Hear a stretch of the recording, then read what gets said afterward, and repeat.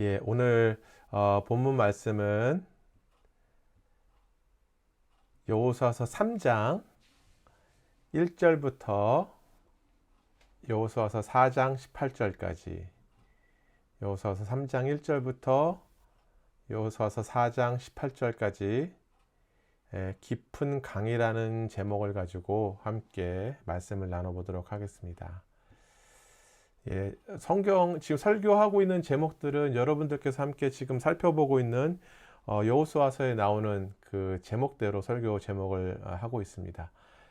예, 본문이 긴 관계로 지난주와 같이 읽지 않고 바로 말씀으로 나누도록 하겠습니다. 여러분, 개인적으로 성경을 읽을 때 그 왜라는 질문을 던지는 것을 상당히 중요하게 생각합니다. 저는 왜라는 질문을 던짐으로 인해서 본문에서 나타난 내용들을 좀 더 심도 있게 살펴볼 수 있기 때문에 그런데요. 특히 오늘 본문을 대하면서 개인적으로 초반부터 왜? 라는 질문을 수도 없이 좀 던졌던 것 같습니다. 여러분들께서도 같이 살펴보시는 오늘 본문 3장과 4장을 보시면서 왜라는 질문들을 속으로 계속 던져보시기를 바랍니다. 그리고 그 질문에 대한 해답을 발견함으로 조금 더 깊은 본문에 대한 이해가 생겨나기를 원하고요. 그리고 더 나아가 세상 밖의 길을 살아가고 있는 우리의 삶이 이 말씀 속에서 어떠해야 하는지를 밝히 한번 깨닫고 또 개인에게 귀한 도전이 생겨나기를 주의 이름으로 소망합니다. 여러분, 지난주에 우리는 여리고를 정탐함으로 하나님께서 이 모든 전투와 또 정복 전쟁 속에 친히 이 모든 것들을 이끌고 계시다는 것을 이스라엘 백성들로 하여금 깨닫게 하셨죠. 이제 이스라엘 백성들에게 남겨진 것은 자신들 앞을 흐르는 요단강을 건너서 여리고를 점령하는 것이었습니다. 여러분, 오늘 본문을 보니까 3장 1절에 여호수아가 아침 일찍 일어나서 온 백성들로 하여금 요단강을 건널 준비를 시키는 장면이 나타납니다. 이스라엘 백성들은 여러분 요단강의 상태가 어떤지 직접 눈으로 보지는 못했었어도 분명히 여리고를 정탐한 2명의 정탐꾼을 통해서 불어난 요단강에 대한 소식을 들었을 것입니다. 라합의 고백을 통해서 여리고의 온 주민들이 두려움에 떨고 있다는 다소 이스라엘 백성들 입장에서는 다소 긍정적인 소식을 들었지만 그 여리고에 가려면 분명한 것은 불어난 요단강을 건너야 하는 상황을 직면하고 있었다는 것이죠. 2명의 정탐꾼이 여리고를 이미 다녀왔어요. 그렇다면 이 사람들은 이 강을 분명히 넘어갔다 왔다는 이야기가 될 터인데 그 사람들을 통해서 지금 이 요단강이 얼만큼 불어났는지에 대해서 소식을 들었던 것이죠. 그렇다면 여기서 우리는 왜라는 질문 한번 던져봐야 되리라고 저는 생각합니다. 왜 하필이면 불어날 대로 불어난 이 보리추수의 시기에 하나님께서는 이스라엘 백성들로 하여금 요단강을 건너게 하셨느냐는 것이죠. 왜 하필이면 좀 이왕이면 물의 유속이 좀 낮고 물의 수심도 얕은 시기에 이스라엘 백성들로 요단강을 건너게 하셨으면 훨씬 더 좋았지 않겠느냐라는 생각을 좀 하게 되었습니다. 여러분, 이제 이 시기, 보리추수한 이 시기는 사실 헐몬산의 눈이 녹아서 요단강을 따라 흐르는 시기였습니다. 이 헐몬산의 높이가요, 찾아보니까 약 해발 2,800m 정도 되더라고요. 그리고 요단강에 물이 모이는 곳이 결국 사해인데 사해의 그 수심이 해수면보다 밑으로 낮죠. 마이너스 430m. 그러니까 거의 3,200m 고도 차이가 나는데요. 그 직선 거리로는 약 190마일 정도밖에 되지 않습니다. 뭐 실제로 따라 흐르는 거리는 더 멀겠죠. 그러나 직선 거리상으로 지금 이제 아마 예루살렘이랑 여리고랑 이제 수평으로 보면 거의 비슷한 위치에 있으니까요. 헐몬산에서부터 직선 거리로 190마일 정도. 그리고 고도 차이가 3,200 정도 됩니다. 그렇기 때문에 이 시기에 물에 흐르는 속도와 양은 어마어마하다고 생각하시면 돼요. 그 눈 녹은 물이 그 짧은 거리를 그 높은 고도 차이를 따라서 엄청나게 빠르게 또 많이 흐르고 있다는 것이죠. 그렇다면 이 첫 번째 왜라는 질문에 대한 답변을 우리가 이 3장, 4장에서 찾아볼 수 있는데요. 지난주에 여러분 말씀드렸지만 하나님께서는 이 절체절명의 상황 속에서 다리를 놓던가 아니면 물이 잦아들기를 기다리라던가 아니면 먼 곳으로 우회해서 그 땅을 들어가라는 말씀을 전혀 하시지 않고 언약궤를 메고 그 뒤를 따라 행진할 것을 명령하십니다. 이것은 여러분 지난주 본문 속에서도 우리가 살펴본 바와 같이 하나님께서 그들을 친히 인도하고 계시다는 것을 이 정탐꾼의 보고를 통해 깨닫게 이미 하셨고요. 그리고 이제는 이스라엘 백성들이 직접 몸으로 체득하게 하시기 위함이었다는 겁니다. 그리고 더 나아가 그러한 하나님의 인도하심은 세대가 지나도 변치 않는다는 것을 알려주시기 위함이라서 이 보리추수의 시기에 물이 불어날 대로 불어난 이 시기에 하나님께서는 이들을 요단강으로 인도해 오셨던 것이죠. 그렇다면 이 요단강을 건너는 장면을 통해 하나님께서는 지금 이 땅을 살아가는 우리에게 어떤 것을 말씀하시고자 하실까요? 먼저 오늘 본문의 3장 2절부터 5절까지 말씀을 제가 한번 읽도록 하겠습니다. 3장 2절부터 5절 말씀 읽어드릴게요. 성경 가지고 계시면 같이 펴셔서 읽으시면 좋겠습니다. 사흘 후에 관리들이 진중으로 두루 다니며 백성에게 명령하여 이르되 너희는 레위 사람 제사장들이 너희 하나님 여호와의 언약궤 매는 것을 보거든 너희가 있는 곳을 떠나 그 뒤를 따르라. 그러나 너희와 그 사이 거리가 2000 규빗쯤 되게 하고 그것에 가까이 하지는 말라. 그리하면 너희가 행할 길을 알리니 너희가 이전에 이 길을 지나보지 못하였음이니라 하니라. 여호수아가 또 백성에게 이르되 너희는 자신을 성결하게 하라. 여호와께서 내일 너희 가운데 기이한 일들을 행하시리라. 아멘. 첫 번째로 하나님께서 말씀하시고자 하시고 요구하고자 하셨던 것은 뭐냐면 말씀이신 하나님 그분을 따를 것을 요구하십니다. 그렇다면 왜 이 불어난 요단강을 건너는 상황에서 언약궤만 바라보고 뒤를 쫓으라 하셨을까요? 우리는 두 번째 외를 던져볼 필요가 있습니다.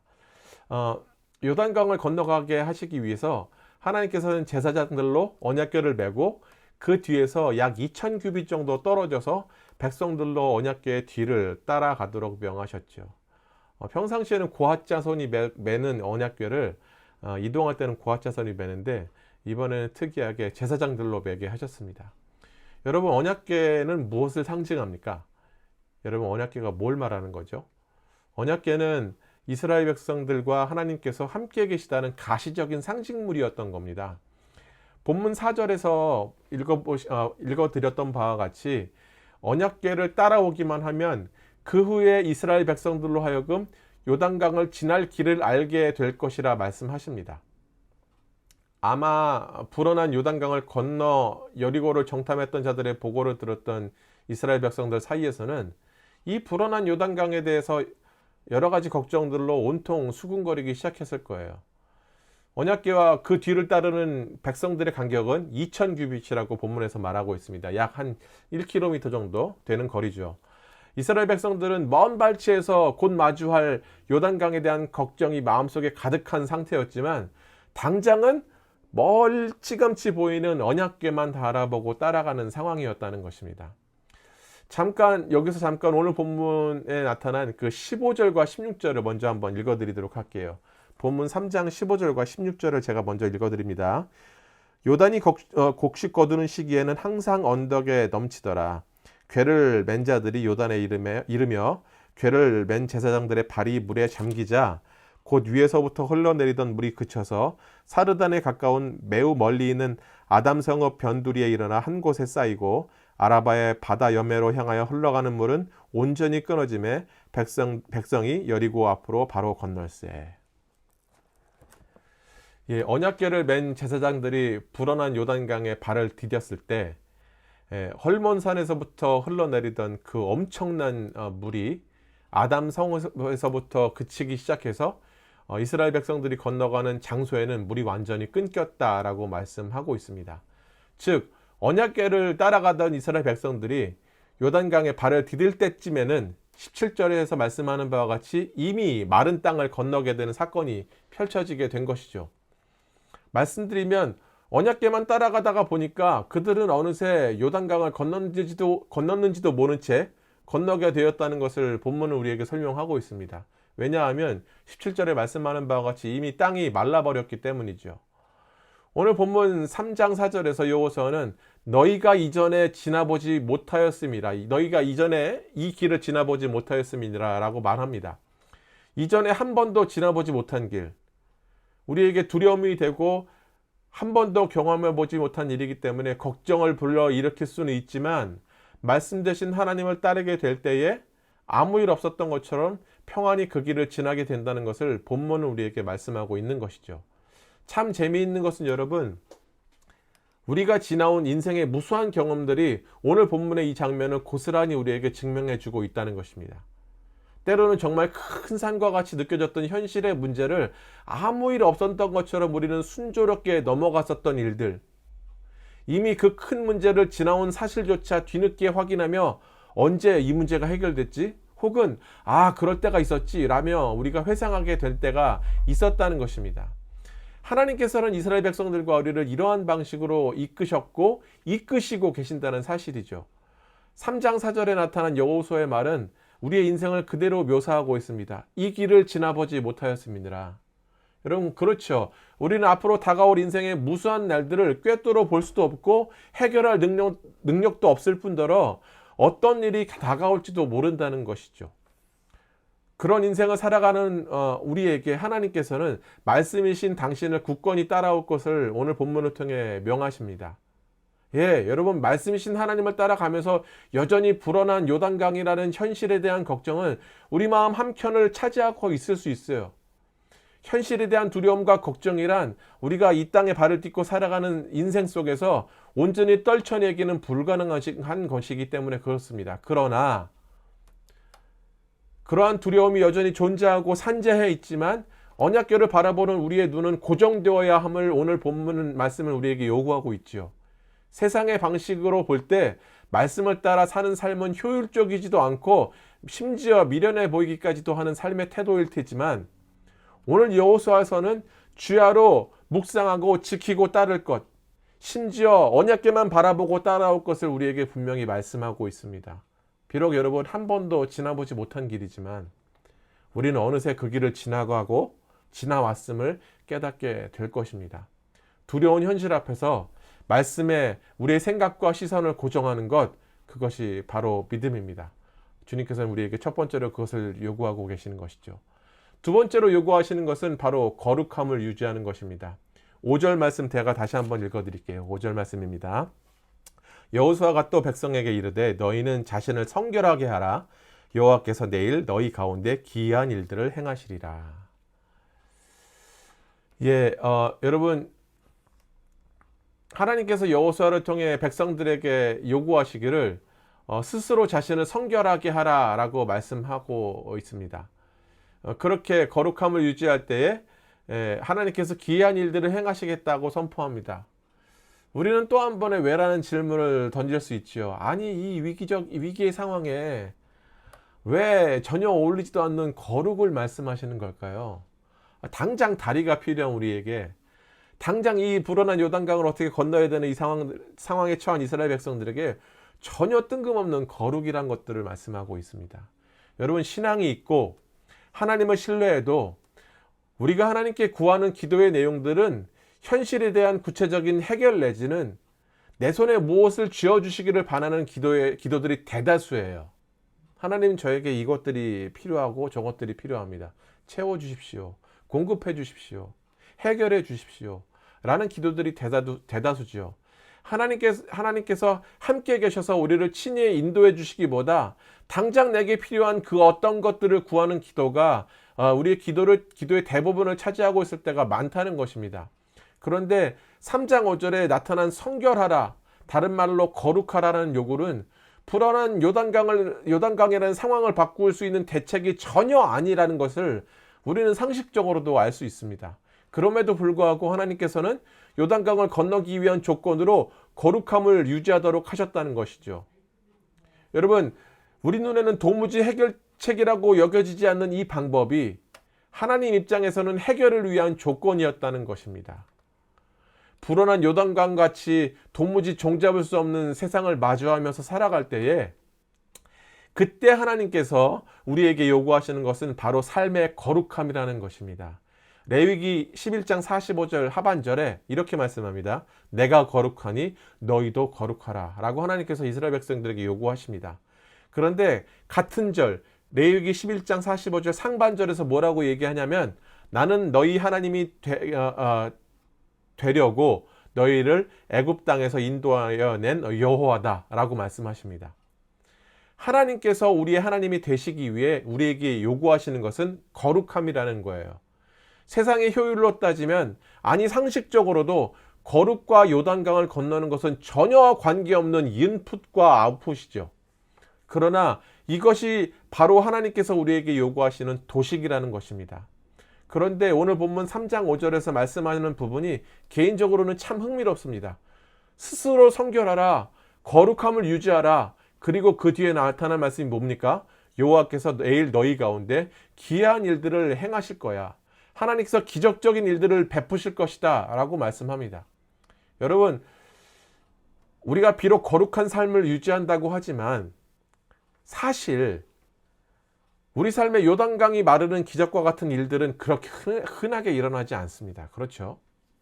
그런데 어떤 기이한 일이 일어날까요? 분명히 기이한 일들이 일어나요. 그것은 우리가 말씀대로 이 땅을 거룩하게 사는 그 자체가 기이한 일이라는 거예요. 세상이라는 곳에 발을 딛고 살아가는 상황 속에서 세상의 기준에 물드는 것이 아니라 오늘도 하나님의 말씀을 따라 거룩하게 살아가는 삶의 구별함을 유지하는 그 자체가 기이한 것이고, 더 나아가 그런 거룩하고 구별된 삶을 살아가는 우리 삶이 주변 사람들에게 영향력을 미치는 그런 놀랍고 기이한 일들을 펼쳐지게 하시게 된다는 것이죠. 여러분, 최근 TV에서 특전사 출신 트로트 가수 박군이라는 분이 이제 여러 프로그램에 출연하는 것을 보게 되었습니다. 저도 유튜브로 엄청 봤어요. 막 짤을 엄청 봤는데 이 박군이 출연할 때마다 주변 사람들이 하나같이 열광하기 시작하고, 심지어 박군이 청소년 시절에 일했던 중화요리 식당 사장님과 그 주변 가게 분들도 박군에 대해서 칭찬 일색이었던 것을 TV에서 본 적이 있습니다. 그분이 사람들에게 그렇게 환영받는 이유가 뭘까? 이 박군이라는 가수가 사람들이 왜 이렇게 이 가수를 열광할까? 스스로 저에게 질문을 던졌죠. 박군처럼 노래를 잘하는 가수들도 많아요. 그리고 박군처럼 성실하게 군복무를 잘 마친 연예인들도 많습니다.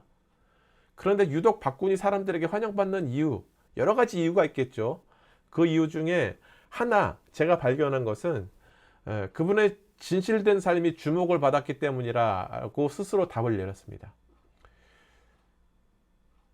어려운 상황 속에서도 병든 어머니 혼자 홀어머니를 모시고 사는 상황 속에서 양심적이고 도덕적이고 바른 삶을 꾸준히 유지해왔던 그의 평소의 생활이 박군이 어떠한 사람임을 증명해 보여주고 있었고, 수많은 사람들이 그런 박군의 삶에 감동받게 되어서 와, 저 사람 찐이다, 이 사람은 정말 찐이야 라고 환호하기 시작했다는 것이죠.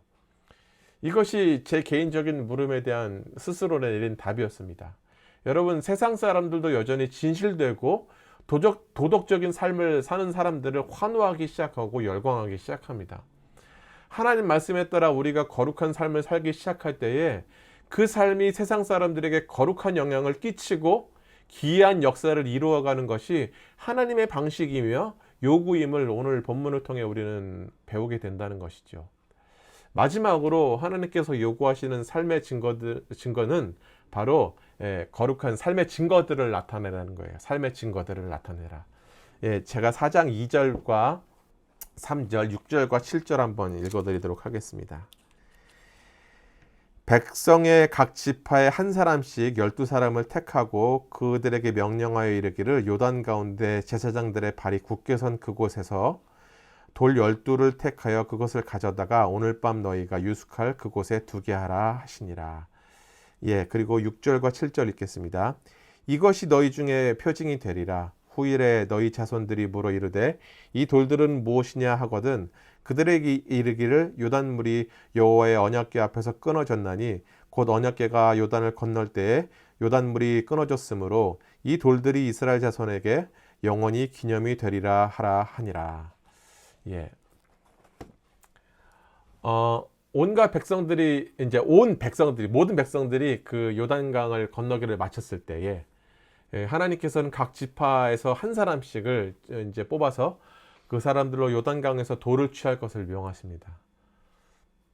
그리고 그 돌들이 나중에 후손들에게 귀중한 증거가 될 것이다 라고 말씀해 주고 있지요. 이 돌들은요, 결국 다음 주 본문인 4장 20절에 보면 길갈이라는 지역에 12개의 돌들이 쌓이게 됩니다. 길갈. 되게 중요한 지역이에요. 이쪽에 이제 12개의 돌들이 딱 쌓이게 됩니다. 길갈에 이제 나중에 그 성막이 위치하게 되고 실로로 옮겨가기 전까지는 길갈에 있었죠. 흥미로운 것은 여러분 그 오늘 본문 말씀 9절입니다. 제가 9절 한번 더 읽어드릴게요. 여호수아가 또 요단 가운데 곧 언약궤를 맨 제사장들의 발이 선 곳에 돌 12를 세웠더니 오늘까지 거기에 있더라. 오늘까지 거기에 있더라. 여호수아가 언약궤가 서 있었던 그 자리에 동일하게 12돌을 쌓아 올렸다라고 말씀하고 그 돌들이 언제까지요? 오늘까지 계속 그 자리에 있었다라고 덧붙여 설명하고 있습니다. 그렇다면 왜 여호수아는 요단강 한복판에 그 돌들을 쌓았을까요? 그것이 지금 각 지파들이 돌 한 개씩 취한 돌들과 과연 무슨 연관을 가지고 있을까요? 결국 요단강이 다시 흘러서 여호수아가 지금 9절에 말씀한 그 요단 바닥에 쌓은 그 돌들은 결국 물에 잠기게 되었을 것입니다. 물에 잠기게 되었고 보이지 않게 되었을 거예요. 그러나 9절이 말씀하는 바와 같이 그 물 밑에는 여호수아가 쌓아 올린 12돌이 오늘까지 그 물 안에 있다라고 말씀하고 있는 것이죠. 비록 눈에는 보이지 않지만 그 돌들이 그곳에 있다는 것을 길갈에 쌓인 12개의 돌들이 증명하는 셈이 되는 거예요. 둘은 이런 연관이 있는 거예요. 나중에 각 지파에서 한 개씩 취했었던 그 12개의 돌들이 길갈에 쌓여지므로 그 돌들을 볼 때 요단강 한복판에 지금도 물 안에 잠겨있는 그 12개의 돌들이 있다는 것을 깨닫게 하고 이 돌들의 의미가 어떤 의미인지를 백성들은 서로 알고 후손들에게 이야기하게 되었던 것이죠. 길갈에 쌓아둔 이 12돌의 역할은 말씀드린 바와 같이 이후 세대들에게 있어서 상당하게 중요한 역할을 합니다. 9절에서 말씀하는 오늘까지, 오늘까지란 언제일까요? 이 오늘이 지금 언제까지일까요? 2011년 9월 21일까지일까요? 9월 16일까지일까요? 여호수아서가 완전히 쓰여진 그 시점에도 그것을 말하는 거예요. 그리고 여호수아서를 받아들었던 원독자들, 원독자라고 하면 제일 처음에 읽었었던 사람들이죠. 가나안 정복 2세대, 3세대들에게 이 돌들은 그들이 가진 여러 궁금증에 대한 하나님의 답변이 되었을 거예요. 그들이 그 책을 받아봤을 때 손에 쥐었을 그날까지 그 돌이 여전히 요단강 바닥에 있다는 것을 증명해 주고 있는 거예요. 그리고 그 돌들은 가나안 정복을 계속 이어나가는 다음 세대들에게 정말 중요한 하나님의 답변이 되었습니다. 나중에 다루게 되겠지만 여러분, 땅이 온전히 다 분배된 뒤에도 각 지역에는 정복되지 않은 적들이 여전히 있었어요. 여전히 가나안 7족속들이 그들과 함께 있었어요. 그러한 상황 속에서 가나안 정복 2세대, 3세대들은 아니 과연 하나님의 약속이 제대로 성취된 것인가? 하나님께서 가나안 땅 우리에게 주셨다고 하는데 여전히 적들은 산재해 있고 이게 성취된 거 맞나? 라는 그런 의문들을 가졌을 것이고, 여전히 철병거로 무장한 가나안 7족속들과의 전투에서 이들과 싸우면서 우리가 과연 승리할 수 있을까? 라는 의문들과 과연 하나님은 그들 안에 어떻게 역사하고 계신지 여러 가지의 궁금증과 질문들이 가나안 정복 2세대와 3세대들에게 계속적으로 마음에 남아 있었을 것입니다. 그때에 여러분, 길갈에 쌓인 이 돌들, 요단강 바닥에 쌓여있지만 물에 덮여 보이지 않는 그 돌들이 이 질문에 대한 답변이 되는 것이죠. 하나님께서 여전히 신실함으로 그들과 함께 계심을 보여주는 귀중한 증거가 되고 있기 때문에 그렇습니다. 그래서 불어난 요단강을 건너게 하셨던 하나님은 그 하나님의 놀라운 인도하심을 나타내는 가시적인 증거를 세우도록 하나님께서는 이스라엘 백성들에게 명령하셨던 것이죠.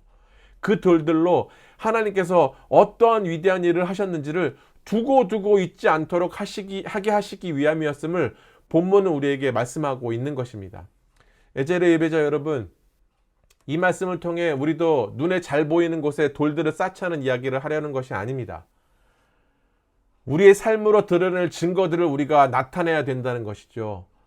여러분의 가족과 여러분의 자녀들이 정말 하나님께서 살아계시다는 증거를 확인할 수 있도록 우리는 삶의 증거들을 계속적으로 쌓아가야 할 것입니다.